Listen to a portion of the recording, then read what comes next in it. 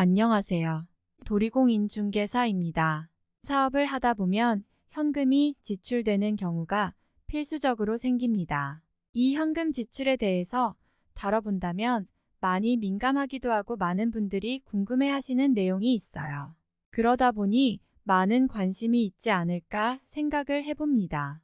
글을 쓰는 이유는 2023년부터 보이스피싱 및 금융범죄를 예방하기 위한 목적으로 현금의 출금에 대한 규정이 더욱 엄격하게 바뀌었어요.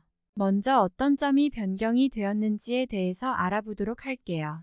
우선적으로 고액 현금 거래에 대한 보고사항은 변동되는 내용이 없지만 고액 현금 거래에 대한 내용을 한번 정리해 보겠습니다. 하루 1천만 원 이상 현금 거래를 하게 되면 은행에서는 자동으로 현금의 출금 내역에 대해서 금융위원회에 금융정보분석원에 보고하는 것을 고액 현금 거래 보고라고 칭하곤 합니다.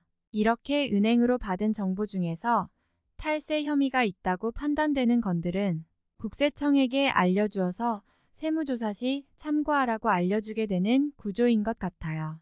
이와 반대로 국세청에서 먼저 공문을 보내서 정보를 요청하는 경우도 간혹 있어요. 탈세의 증거 자료를 찾기 위해서는 은행에 현금 거래한 내역이 필요하다 보니 금융정보분석원에 요구하는 것이죠.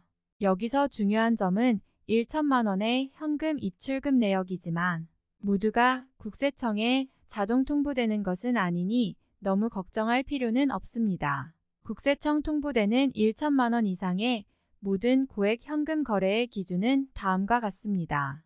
우선 각 은행별로 하루 1천만 원 이상의 현금 거래를 하는 경우 이는 은행끼리 금액을 합산하지 않기 때문에 어은행과 비은행에서 각각 900만 원씩 거래해도 괜찮아요. 하지만 ATM기기와 은행 지점에서 방문하는 거래를 합쳐서 1천만 원 이상이면 보고됩니다.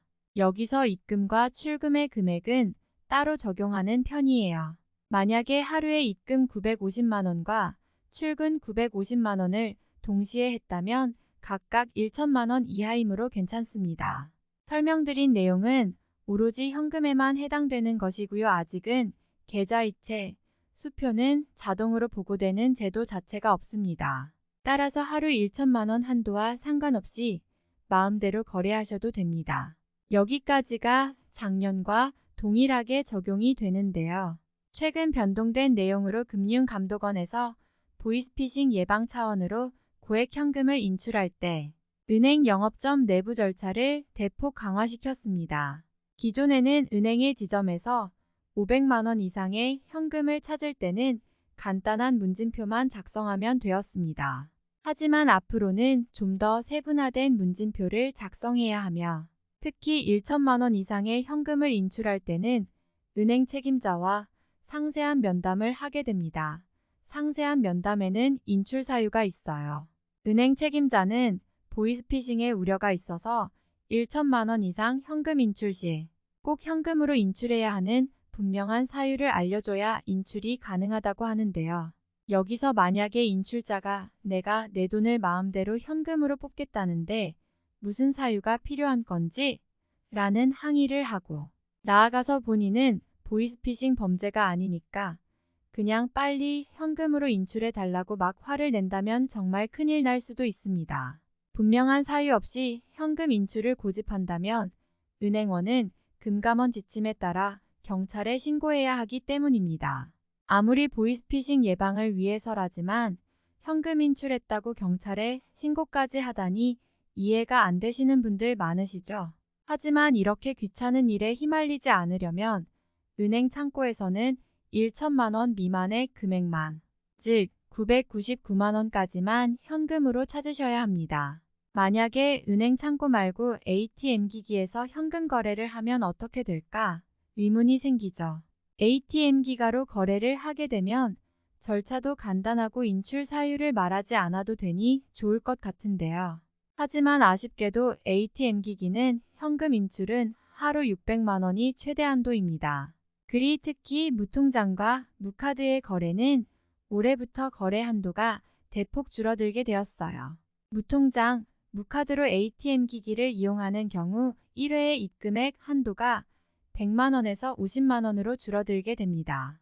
또한 일일 입출금 한도도 기존에는 제약이 없었지만 앞으로 300만 원으로 제한됩니다. 카드 통장을 활용한 입금은 아직까지 한도가 없으니 ATM 기기를 이용하실 때는 무통장, 무카드 사용은 하지 않는 것이 좋습니다. 이처럼 보이스피싱 때문에 현금 인출금에 대한 제약이 상당히 심해졌는데요.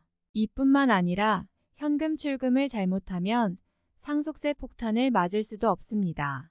만약 부모님이 돌아가셨는데 돌아가신 부모님 통장을 살펴보니 2년 전에 현금 인출한 금액이 몇억이 된다.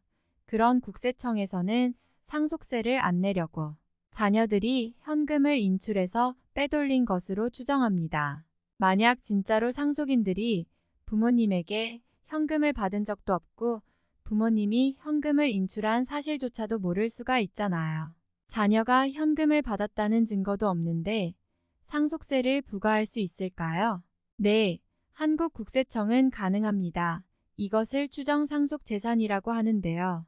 추정상속재산 상속일로부터 2년이 지난 현금 인출액은 국세청이 먼저 상속인이 가져간 것이라는 사실을 입증해야 상속세를 과세하는 조건이 됩니다. 하지만 상속일로부터 1년 이내, 2억 2년 이내, 5억 이상의 현금이 인출되었다면 상속인이 가져갔다는 증거가 없더라도 상속인이 빼돌린 것으로 추정하여 상속세를 과세할 수 있습니다. 이 추정이라는 의미는 국세청은 상속인이 현금을 가져간 것으로 추정을 하게 되고 상속인이 억울하다면 상속인이 먼저 현금 인출 사용처를 입증하도록 하면 됩니다. 만약 입증하지 못한다면 설령 상속인이 현금을 가져간 것이 아니라도 억울하게 상속세를 내야 하는 것입니다. 다시 최종 정리해 볼게요. 최근 들어서 현금 입출금 거래에 대해서 제약이 점점 더 심해지고 있습니다. 이제는 현금 입출금 때문에 세무조사뿐 아니라 경찰 조사까지 받아야 할 수도 있습니다. 그러니 앞으로 현금의 출금 거래 시 더욱 조심하시기 바랍니다. 이상으로 히도리도리 부동산입니다. 구독과 좋아요 부탁드립니다. 시청해주셔서 감사합니다.